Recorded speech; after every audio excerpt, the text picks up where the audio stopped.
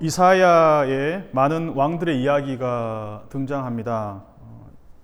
근데 이사야는 이 왕들이 이 땅에 주인 행세를 하는 모습들 때문에 심판을 하시게 되고, 그 왕들의 심판은 이스라엘도 예외가 아니게 되었습니다.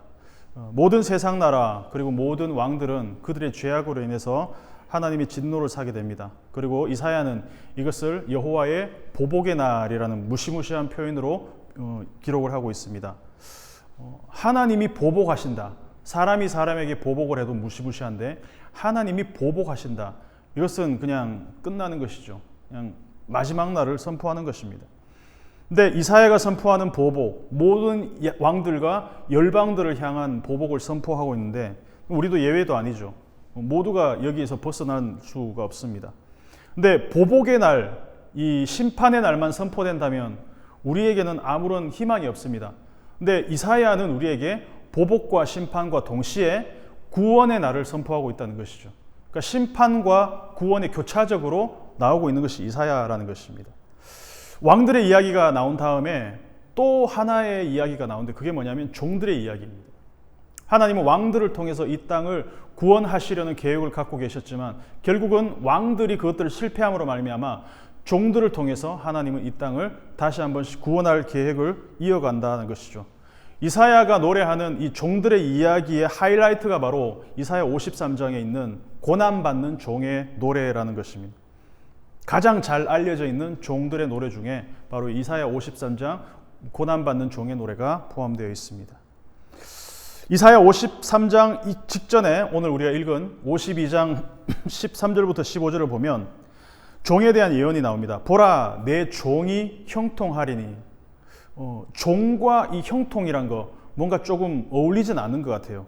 심지어 그 종이 받들어 높이 들려져 지극히 존귀하게 되리라는 표현이 이어집니다. 그러니까 높이 들린다라는 표현은 이사야 6장에서 이사야가 환상을 보는 중에 하나님의 모습, 여호와 하나님의 모습이 존귀하게 높이 들린다라는 표현으로 나오고 있습니다. 그리고 높이 들리는 표현을 여기서 다시 한번 반복하고 있습니다.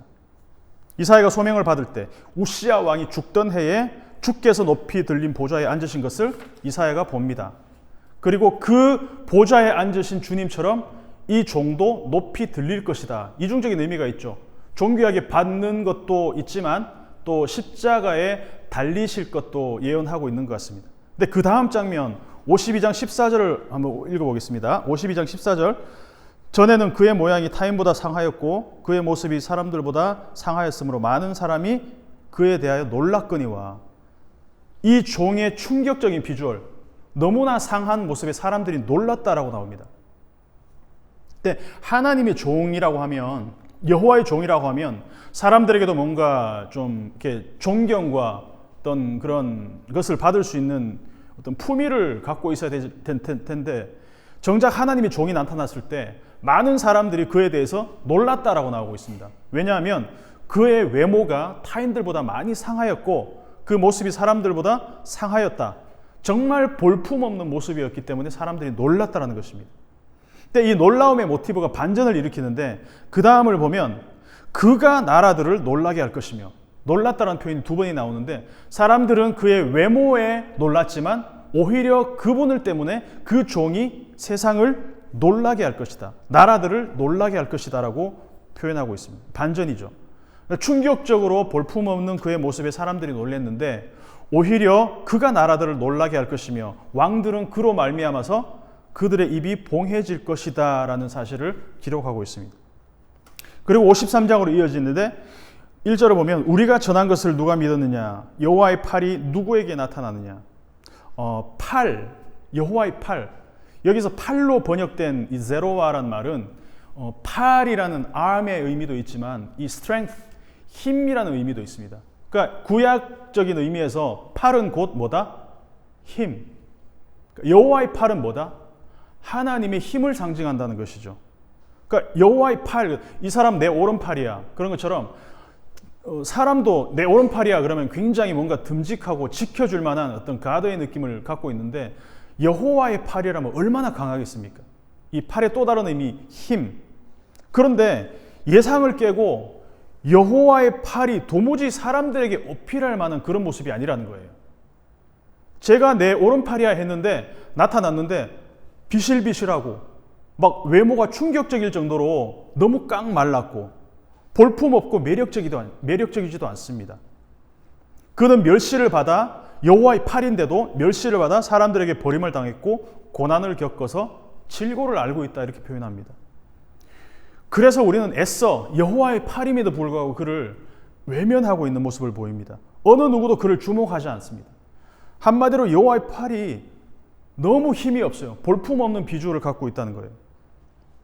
그리고 그 다음 장면을 보면 고난을 당하는데 멸시를 받아 사람들에게 버림받았으며 강고를 많이 겪었으며 질고를 아는 자라.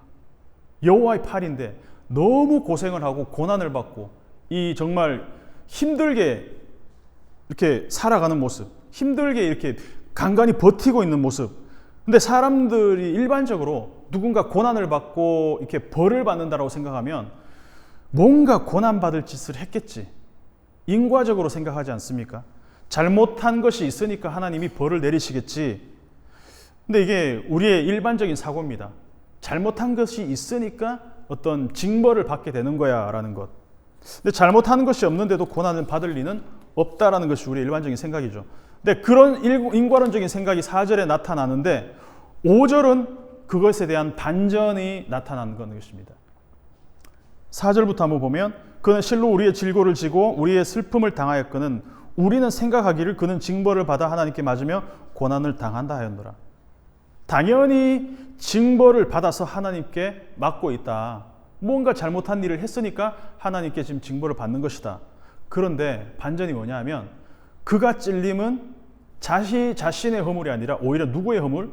우리의 허물 때문이고 그의 상함은 우리의 죄악, 그의 죄악이 아닌 우리의 죄악 때문이라는 이야기를 하고 있습니다.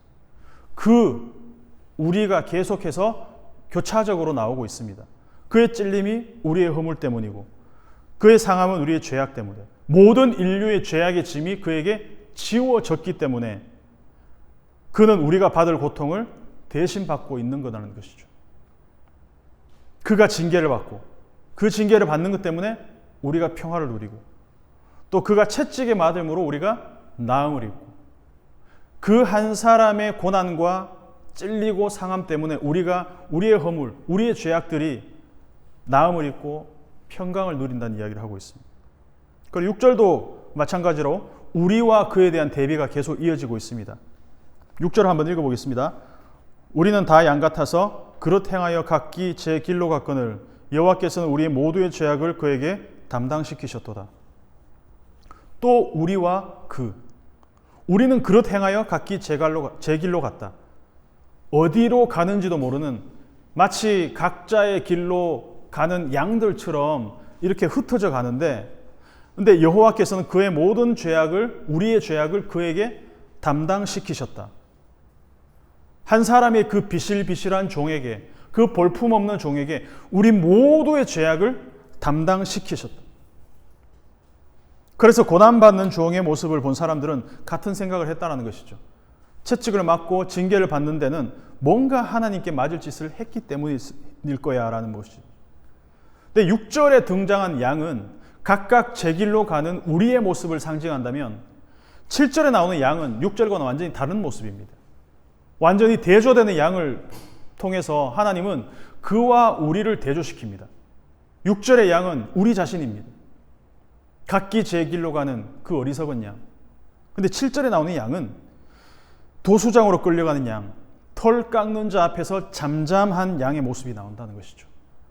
그러니까 우리가 죄악으로 인해서 고집스럽게 자기 길로 가는 그런 양들로 묘사된 반면 예수님은 도살장으로 묵묵히 끌려가고 잠잠히 털을 깎이는 양으로 극단적인 대조를 이루는 양의 모습을 보여주고 있다는 것입니다.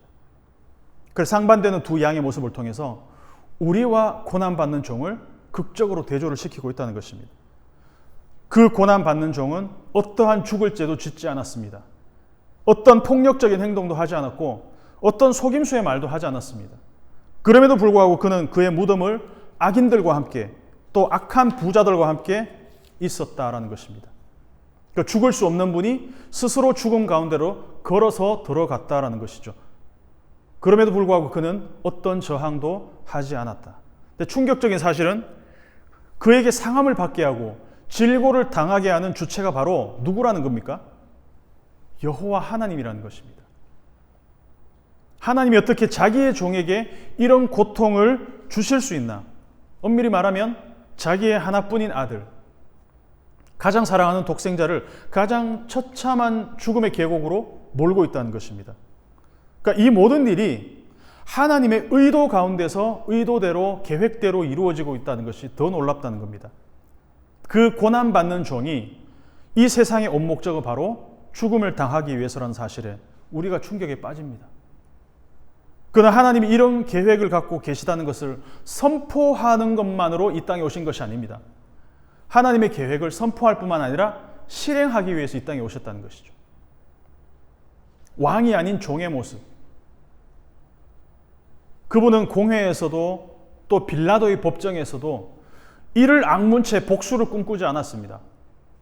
십자가에서 머릿속까지 이 파고드는 가시, 그리고 양손과 발에 대못이 박히는 그 고통의 순간에도 이렇게 생각하지 않았습니다. 사흘만 참자. 내가 여기서 사흘만 견뎌내면 다시 살아나서 불심판으로 내가 화려한 복수로 너희들에게 갚아주겠다. 예수님이 이렇게 다짐하지 않으셨다는 것이죠. 오히려 십자가 위에서 그렇게 얘기했습니다. 주여, 저들을 용서하시옵소서. 저들이 하는 짓을 모릅니다. 어떤 인간도 처참한 고통, 죽음의 고통에서 이런 말을 할 수는 없습니다. 왜냐하면 그분은 하나님이셨기 때문에. 근데 하나님이셨기 때문에 고통을 우리보다 덜 느끼셨을까? 그게 아니라는 것이죠. 그분은 완전한 하나님이시지만 완전한 인간으로 오셨기 때문에 우리가 겪는 고통의 깊이와 그 고통에 똑같이 그 고통을 체험하고 고스란히 몸으로 받아내셨다는 겁니다. 자기 뜻대로 한번 해볼 수도 있었습니다. 아버지의 뜻과 조금 협상해서 자기 방식으로 구원을 이룰 수도 있었지만 그러나 그렇게 하지 않았다는 겁니다. 마지막까지 철저하게 아버지의 뜻을 이루셨습니다. 그래서 그는 고난받는 종이었습니다. 종은 주인의 말을 완벽하게 순종하는 자여야 종이라고 할 수 있습니다. 그는 아들이었지만 종이었다는 것입니다. 10절을 한번 읽어보겠습니다. 10절. 여호와께서 그에게 상함을 받게 하시기를 원하사 질고를 당하게 하셨은즉 그의 영혼을 속건제물로 드리기에 이르면 그가 씨를 부으게 되며 그의 날은 길 것이요 또 그의 손으로 여호와께서 기뻐하시는 뜻을 성취하리로다. 아멘. 그의 손으로 여호와께서 기뻐하시는 뜻을 성취하리로다. 내가 아무리 선한 의도, 아무리 좋은 의도로 하는 일이라고 해도 그것이 하나님의 뜻에 맞지 않는다면, 세상에서 보기에는 그것이 옳은 일이고 정의로운 일이고 맞다라고 할 수 있지만 하나님의 보시기에 그 방법이 맞지 않다면 그것은 하나님의 선이 아니라 선악과의 선이라는 것입니다. 내가 보기엔 이 결정이 맞고 이게 정이고 이게 가장 최선이라 생각하는 것도 그것이 하나님의 보시기에 좋았더라가 아니면 그것은 결국 선악과일 수밖에 없다는 것이죠. 예수님이 십자가에 달리시겠다는 예언을 하셨을 때 가장 적극적으로 말린 사람이 베드로였습니다. 근데 베드로가 보기에는 합리적이고 그리고 상식적인 이야기를 했습니다. 누가 봐도 결코 그럴 수 없다. 어떻게 주님이 죽습니까? 그럴 수 없다. 그런데 그것이 하나님의 뜻과 반대되기 때문에 우리의 상식적인 결정이고 우리의 상식적인 생각이라 할지라도 그것은 예수님에게서 사탄으로 칭함을 받을 정도로, 왜냐하면 그것은 선악과의 결과인 내가 보기에 그것이 옳은 것이라고 생각했는 것이기 때문에 그것은 예수님으로부터 책망받을 수밖에 없다는 것입니다. 그런 의미에서 예수님은 자신이 할 수 있는 최고의 것, 바로 아버지의 뜻에 완전히 순종하는 삶을 통해서 우리가 어떻게 하나님의 뜻을 따라서 걸어가야 하는지를 그 표본을 우리에게 보여주시다는 것이죠. 다시 10절을 보면, 10절 마지막 부분을 보면 그의 손으로 여호와께서 기뻐하시는 뜻을 성취하리로다. 뜻이 하늘에서 이루어진 것 같이 땅에서도 이루어지다. 예수님이 이 땅에 오신 유일한 목적은 아버지의 뜻을 이 땅에서 이루게 하시는 것이다. 조금이라도 내 뜻이 아버지의 뜻과 상충이 된다면, 대치가 된다면 예수님이 기꺼이 그것을 포기하셨다는 겁니다. 이 잔을 내게서 옮기게 하옵소서. 그러나 내 뜻대로 마옵시고 아버지 뜻대로, 100% 아버지 뜻대로. 그는 의로운 종입니다. 누구의 종이었나? 여호와 하나님이 스스로 자기의 아들을 나의 의로운 종이라고 표현을 합니다. 어떤 아버지가 자기 아들을 종으로 만들 수 있습니까? 어떤 아버지가 자기 아들을 흉악한 사형수로 만들 수 있단 말입니까? 왕의 아들이라 하면 그 대권, 그 왕의 1순위입니다. 그러나 온 우주의 왕이 자기의 아들을 왕이 아닌 종의 모습으로 이 땅에 보내셨다는 겁니다. 그는 의로운 종이기 때문에 그의 지식을 통해 많은 사람들을 의롭게 할 것이고, 어떻게 많은 사람들을 의롭게 할 수 있을까? 의로운 종이 많은 사람들의 죄악을 자신의 등에 질 때 그것이 가능해진다는 것입니다. 53장 12절을 한번 같이 읽겠습니다. 12절 시작. 그러므로 내가 그에게 존귀한 자와 함께 몫을 받게 하며 강한 자와 함께 탈취한 것을 나누게 하리니, 이는 그가 자기 영혼을 버려 사망에 이르게 하며 범죄자 중 하나로 회하림을 받았음이니라.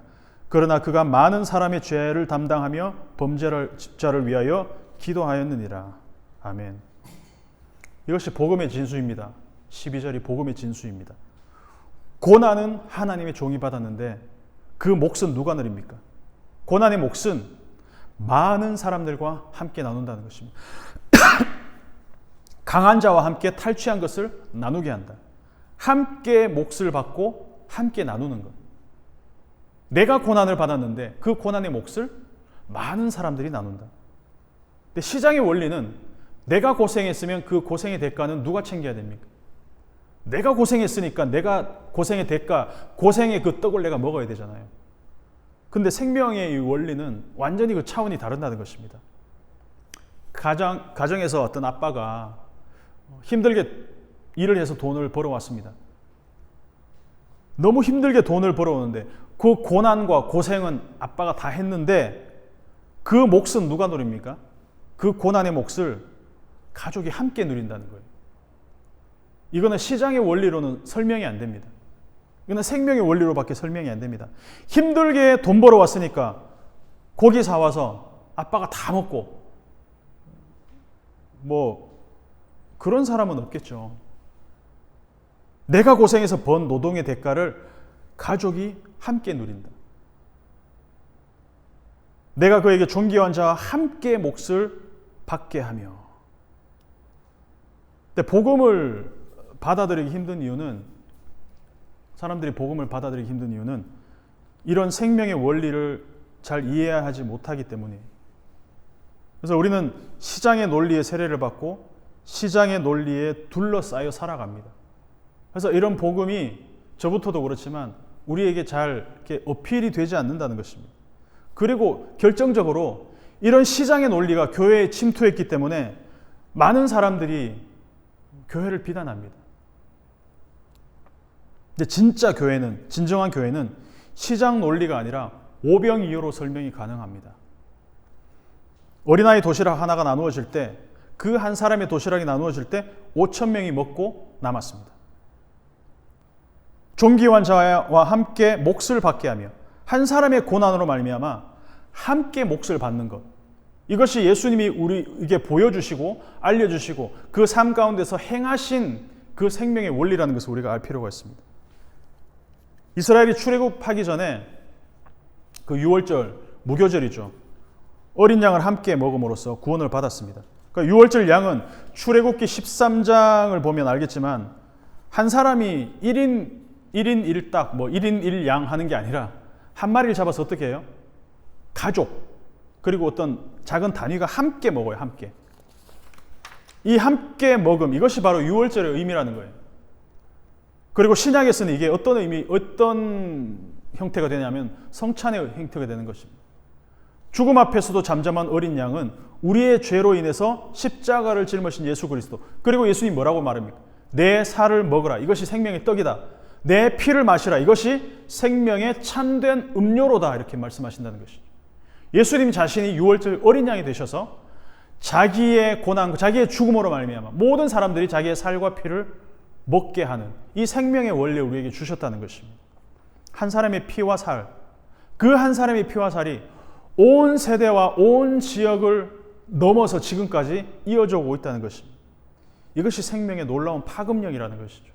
한 사람이 확진이 되면 두 사람, 10사람, 수십 명에게 슈퍼 이 감염을 일으키는 것처럼 생명이라는 것이 이렇다는 겁니다. 한 사람이 흘린 피와 그 찢겨진 살이 모든 인류 가운데 생명으로 흘러갔다는 것이죠. 결론입니다. 이사야 53장 말씀을 누가복음 15장 말씀과 한번 연결을 시켜보려고 합니다. 누가복음 15장에 세 가지 비유가 나옵니다. 첫 번째는 잃어버린 양. 잃어버린 99마리의 양을 놔두고 한 마리의 잃어버린 양, 그 잃어버린 양을 찾은 다음에 어떻게 합니까? 이웃들을 불러 모으고 뭐라고 얘기하죠? 나와 함께 즐기자. 한 마리의 양을 찾은 다음에 즐기자. 두 번째 이야기는 10드라크마 중에서 한 드라크마를 잃은 여인의 이야기입니다. 그 여인이 한 드라크마를 찾은 다음에 뭐라고 얘기합니까? 친구와 이웃들을 불러 모으고 나와 함께 즐기자. 똑같이 얘기합니다. 함께 즐기기 위해 쓰는 돈이 이 찾은 한 드라크마보다 많을 것 같아요. 이 계산이 서지 않는 방식이에요. 세 번째 이야기는 집을 나간 탕자가 돌아왔을 때 탕자의 아버지가 사람들을 모아놓고 뭐라고 얘기합니까? 송아지를 잡고 우리가 먹고 즐기자. 이 세 가지 이야기의 공통점입니다. 잃어버린 자를 찾은 기쁨을 함께 기뻐하고 즐기자. 우리 모두 생명을 잃어버렸던 사람들입니다. 그런데 양과 같이 각기 제 길로 갔던 우리, 잃어버린 양처럼, 잃어버린 드라크마처럼, 잃어버린 아들처럼 그 우리가 주님에 의해서 다시 발견되고 찾아진 바 되었다는 것이죠. 누가복음 15장의 핵심입니다. 그리고 이 생명 회복의 기쁨을 우리의 삶과 예배를 통해 함께 누리고 기뻐하고 즐기자. 이것이 우리의 축제가 되어야 되고 우리의 예배가 되어야 된다는 것입니다. 중요한 것은 함께 누리고 함께 즐기자는 것입니다. 이 세 이야기, 누가복음 15장의 세 이야기 바로 앞에 바리새인들과 서기관들은 예수님이 세리와 죄인들과 함께 먹는 것에 대해서 수군거리는 장면이 나옵니다. 바리새인과 서기관들은 세리와 죄인들이 예수님과 함께 먹는 것을 보고 수군거립니다. 우리 모습은 어떻습니까? 서기관과 바리새인에 가깝습니까? 아니면 세리와 죄인들에 가깝습니까? 우리 모두가 왕되고 싶어하는 사회에 이 열왕기 사무엘 상하의 왕들은 자신들이 진짜 왕인 줄 알고 왕노릇하는 데 여념이 없습니다. 그럼에도 불구하고 진짜 왕이신, 우주의 왕이신 하나님의 아들이신 예수는 오히려 자기 자신을 완전히 비워 종의 형체로 이 땅에 오셨습니다. 고난주간이 시작됩니다. 이사야 53장을 통해서 종으로 오신 그 왕의 이야기를 우리의 삶 가운데 깊이 묵상하고 생명의 기쁨, 그 생명 회복의 기쁨을 함께 누리는 한 주가 되시기를 바랍니다. 기도하겠습니다. 우리 함께 기도했으면 좋겠습니다. 오늘 말씀을 통해서 잃어버린 바 되었지만 우리가 다시 한번 찾은 바 되었고 잃어버린 양 한 마리, 그리고 드라크마 하나, 그리고 집을 나간 아들 다시 돌아온 그 기쁨을 함께 누리는 그 기쁨이 우리 예배 가운데서 회복되어지기를 원하고, 또 예수 그리스도 고난받는 이 하나님의 종을 통해서 우리에게 사망에서 생명으로 옮겨지는 놀라운 은혜가 있었음을 기억하는 우리 한 주간 될 수 있도록 함께 기도하고 예배를 마치겠습니다.